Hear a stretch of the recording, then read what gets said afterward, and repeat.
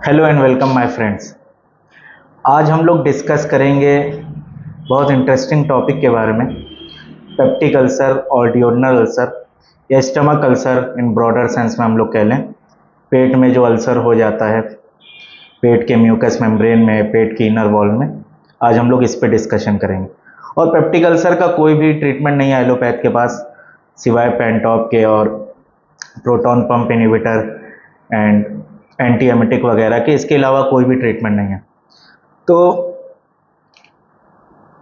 बिना time waste किए हम लोग आगे बढ़ते हैं। तो पहली रेमेडी हम लोग की लिस्ट में जो होगी वो होगी साइनेपिस एल्बा।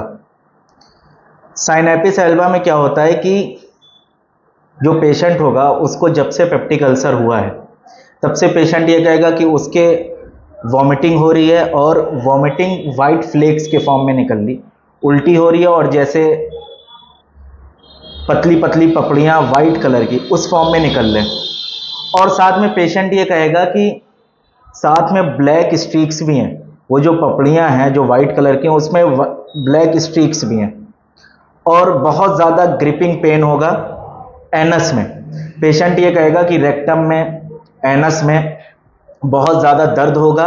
और ख़ास तौर से दर्द कब एग्रावेट करेगा या कब बढ़ेगा, जब पेशेंट कुछ भी स्वॉलो करेगा। अगर वो पानी भी पी रहा है, स्वैलो कर रहा है, या अपना थूक भी स्वैलो कर रहा है, या कोई छोटा सा मॉर्सल भी स्वैलो कर रहा है, थोड़ा सा एक लुकमा भी स्वैलो कर रहा है, तो उसका एनस का दर्द बढ़ जा रहा है। और साथ में पेशेंट को नौसिया होगा। और नौसिया थोड़े से भी मोशन से, मतलब ये जो हैंड का मोशन कर रहे हैं, इतना मोशन करने पे भी उसका नौसिया बढ़ जाएगा। और साइनेपिस एल्बा में एक बहुत कैरेक्टरिस्टिक सिम्टम होगा पेप्टिक अल्सर के केस में कि जिफॉइड प्रोसेस जो है, जिफॉइड प्रोसेस के जस्ट बिलो बहुत सीवियर शार्प पेन होगा, बहुत शार्प पेन होगा। और ये पेन सडन होगा और लीस्ट मोशन से एग्रावेट होगा। तो ये हो गया इंडिकेशन साइनेपिस एल्बा का।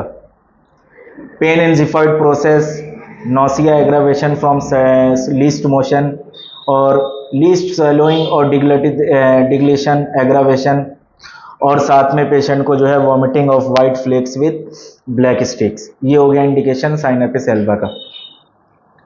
नेक्स्ट रेमेडी हमारी लिस्ट में है यूरेनियम नाइट्रिकम। यूरेनियम नाइट्रिकम भी बहुत अंडर प्रेस्क्राइब्ड रेमेडी है, बट बहुत इजी है और इसका क्लिनिकल इंडिकेशन क्लियर कट दिखता है। यूरेनियम नाइट्रिकम में फर्स्ट ऑफ ऑल क्या होगा, इमैसिएशन विद रेवमिनस एपेटाइट।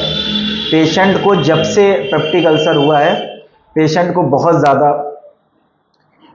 ज़्यादा उसकी भूख बढ़ गई है। पेशेंट ये कहेगा कि जब से हमको पेट में अल्सर हुआ है तब से हमने नोटिस किया है मेरे भूख बहुत ज़्यादा बढ़ गई है, और भूख बढ़ने के बावजूद, खाना खाने के बावजूद भी मेरा वेट लॉस हो रहा है, लगातार वेट लॉस हो रहा है।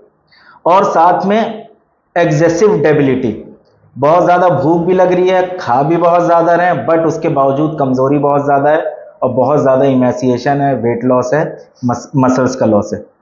और इंक्रीज थर्स्ट, प्यास बहुत ज़्यादा लगेगी। Uranium nitricum extremely hot remedy है और इसमें प्यास पेशेंट को बहुत ज़्यादा लगेगी। और प्यास कितना भी वो पानी पिएगा, स्पेशली ठंडा पानी, उसके बावजूद भी, ये बहुत कैरेक्टरिस्टिक सिम्टम है, उसकी जो टंग की ड्राइनेस है वो नहीं जाएगी, ड्राइनेस ऑफ टंग नहीं जाएगी। इसके अलॉन्ग में एक कॉन्कोमिटेंट सिम्टम मिल सकता है यूरेनियम नाइट्रिकम में। जीआईटी के सिम्टम के साथ एक कॉन्कोमिटेंट हमेशा मिलेगा, जो उसके साथ में सिम्टम होता है उसको कॉन्कोमिटेंट सिम्टम बोलते हैं। वो ये है कि पेशेंट को प्रोफ्यूज, बहुत ज़्यादा गरम, बर्निंग, कॉपियस स्केल्डिंग यूरिन होगा। ये इंडिकेशन है यूरेनियम नाइट्रिकम का। नेक्स्ट रेमेडी हमारी लिस्ट में है हेमेमिलिस। हेमेमिलिस में क्या होगा कि पेशेंट को जब से अल्सर हुआ होगा, पेप्टिक अल्सर हुआ होगा, डिओडनल अल्सर हुआ होगा, पेशेंट ये कहेगा तब से हमको ऐसा लग रहा है कि मेरी टंग जो है ऐसा लगता है जल गई है, बर्न सेंसेशन ऑफ टंग। साथ में पेशेंट की जो टंग की बाउंड्रीज है, सरकमफ्रेंस है, वहां पे उसके ब्लिस्टर्स होंगे। और हेमेमिलिस का पेशेंट में पेनलेस ब्लैक ब्लीडिंग होगी, haematemesis, vomiting of blood, specially dark blood, blackish blood, और वो भी पेनलेस होगी, most of the time painless, in rare cases painful होगी but most of the time painless होगी, पैसिव हेमरेज होगा। और साथ में एक बहुत यूनिक सिम्टम है हेमेम्लिस में कि पानी को पेशेंट टोटली अवर्स करेगा, एवर्जन ऑफ वाटर होगा, और इवन पेशेंट ये कहेगा कि अगर हम पानी के बारे में सोच भी लेते हैं, थिंक भी कर लेते हैं कि हमको लाओ पानी पीना है, पानी का कोई थॉट भी आ गया, मेरे पेट की कंप्लेन या मेरी गैस्ट्रिक कंप्लेन्स बढ़ जाती हैं, मेरा एग्रावेशन हो जाता है और मेरी दिक्कतें बढ़ने लगती हैं। ये बहुत ज़्यादा कैरेक्टरिस्टिक है। नेक्स्ट रेमेडी हमारी लिस्ट में है जेरेनियम मैक्यूलेटम। जेरेनियम मैक्यूलेटम में क्या होगा कि सबसे पहले जो टिप ऑफ टंग होगी, टिप ऑफ टंग वो एकदम ड्राई होगी और constant desire to go to stool. Geranium maculatum is very similar to merc sol, merc cor नहीं मर्कसॉल। जैसे मर्कसॉल में सलाइवेशन इंक्रीज हो जाता है, थूक बहुत ज़्यादा इंक्रीज हो जाता है, डिस्चार्ज इंक्रीज हो जाते हैं, पर्सपायरेशन इंक्रीज हो जाता है, वैसे ही जेरेनियम मैक्यूलेटम में होगा। बट जेरेनियम मैक्यूलेटम में dryness of tip of tongue होगी, मर्कसॉल में क्या होता है स्लिमी अपीयरेंस और स्लिमी टच ऑफ टंग होगी, मतलब स्लिमी टंग स्लिमी होगी, यहाँ पे टंग स्लिमी नहीं होगी। और मर्कसॉल में भी टेनेस्मस होगा, यहाँ पे भी टेनेस्मस होगा, और पैसिव हेमरेज यहाँ पे भी मिलेगा। जेरेनियम मैक्यूलेटम में यहाँ पे भी पैसिव हेमरेज मिलेगा, बट मर्कसॉल में मोर ऑफ एक्टिव हेमरेज है।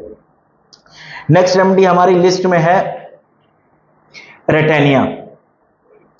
रेटेनिया पेप्टिक अल्सर में जनरली बहुत ही कम इंडिकेट होगी, बट इसकी मोडेलिटीज क्लियर कट है, मोडेलिटीज इसकी एकदम क्लियर कट है। पेप्टिक अल्सर में अगर पेशेंट ये कह रहा है कि मेरा पेट का दर्द जब हम लेटते हैं तो बढ़ जाता है, जब हम चलते हैं या मूवमेंट करते हैं, हाथ पैर हिलाते हैं या चलते हैं मूवमेंट करते हैं तो मेरे आराम हो जाता है, और रात में मेरा दर्द बढ़ता है हमेशा।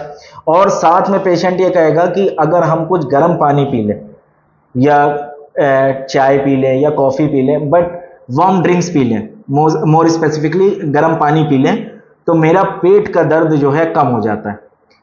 और एक और चीज़ है रेटेनिया में पेप्टिक अल्सर की कंडीशन में कि उसका मतली जो है नौसिया वो रात के मिडनाइट के बाद ही एग्रावेट होगा, स्पेशली अराउंड 1 AM। क्लार्क में मेंशन है, क्लार्क डिक्शनरी में, कि 1 AM के अराउंड इसका जो है नौसिया एग्रावेट होगा, और बहुत ज़्यादा डिस्टेंशन ऑफ स्टमक होगा, पेट में बहुत ज़्यादा डिस्टेंशन होगा, और पेशेंट ये कहेगा इरेक्टेशन एम्ब्ल्योरेशन। तो ये इंडिकेशन था रेटेनिया का, ऑल्दो ये पेप्टिक अल्सर में इंडिकेट नहीं होती, बहुत अंडर प्रेस्क्राइब्ड रेमेडी है। मोस्टली इसको लोग जो है रेक्टल पैथोलॉजीज के लिए देते हैं, specially fissures, fistula and haemorrhoids, but peptic ulcer में भी बहुत अच्छे इसके रिजल्ट आ सकते हैं। इसकी मोडेलिटी क्लियर कट है, मोडेलिटी होनी चाहिए तो ये वंडरफुली वर्क करेगी। नेक्स्ट रेमेडी हमारी लिस्ट में है सिम्फाइटम। सिम्फाइटम में क्या होगा कि पेट में जो दर्द है वो नेवल के अराउंड होगा, और पेशेंट ये कहेगा कि दर्द मेरा बैठे रहने पे बढ़ता है। और इसमें एक और कैरेक्टरिस्टिक सिम्टम है कि लेफ्ट साइड ऑफ एपिगैस्ट्रियम से राइट साइड एपिगैस्ट्रियम और राइट साइड एपिगैस्ट्रियम से लेफ्ट साइड एपिगैस्ट्रियम, पेन एक पॉइंट से दूसरे पॉइंट यूं मूव करेगा, चाहे लेफ्ट से राइट जाए चाहे राइट से लेफ्ट जाए। और बोरिक की मटीरिया मेडिका में सिम्फाइटम में एक लाइन लिखी हुई है कि सिम्फाइटम में एक ऐसा सब्सटेंस पाया जाता है जो स्टिमुलेट करता है ग्रोथ को अल्सर्स पे, जहां पे अल्सर्स होते हैं वहां पे वो ग्रोथ प्रोड्यूस करता है एपिथेलियम की। तो ये कुछ रेमेडीज थी जो हमने डिस्कस की हैं पेप्टिक अल्सर में। और पेप्टिक अल्सर में ऑल्दो कॉन्स्टिट्यूशनल रेमेडीज पे तो हमारी फर्स्ट चॉइस होनी चाहिए, हमको हमेशा कॉन्स्टिट्यूशनल रेमेडीज ही देनी चाहिए, कोशिश करनी चाहिए। But many of the time क्या होता है कि पेशेंट की पैथोलॉजी बहुत ही स्पेसिफिक होती है, एक ही ऑर्गन पे पूरी तरीके से वहीं पे एक्सक्लूसिवली प्रेजेंट रहती है और कोई जनरल मेंटल्स उतने नहीं मिलते। तो वहाँ पे अगर हमको जो उसकी पैथोलॉजी है वो लोकलाइज है और वहाँ पे हमको क्लियर कट इंडिकेशन कोई ऐसी रेमेडी का मिल रहा है जो शॉर्ट एक्टिंग है, और short acting in the sense हम लोग इसलिए बोलते हैं क्योंकि वो अंडर प्रेस्क्राइब्ड होती हैं। ऐसा नहीं है कि शॉर्ट एक्टिंग होती हैं, वो भी डीप एक्टिंग होती हैं, तो अगर पैथोलॉजी बहुत स्ट्रिक्टली एक ही किसी रीजन में है और वहाँ पे हमको clear cut symptoms, characteristic symptom, concomitant symptom, modalities मिल रही है, तो हमको वहाँ पे वो रेमडीज देनी चाहिए। ऑल्दो कॉन्स्टिट्यूशनल रेमडी हमारी फर्स्ट चॉइस है, but many of the time constitutional remedies हम लोग को मिल नहीं पाती है और वहाँ पे थोड़ा सा हमको गेस वर्क करना पड़ता है, एरर्स के चांसेस बढ़ जाते हैं। तो वहाँ पे हमको कुछ ऐसी रेमडीज भी ध्यान रखनी है कि हम उनकी तरफ तुरंत स्विच कर जाएं, क्योंकि लास्ट हमारा मोटिव यह है कि पेशेंट ठीक होना चाहिए। तो आज के लिए इतना ही, बाकी हम लोग आगे कंटिन्यू करेंगे नेक्स्ट वीडियो में। Thank you.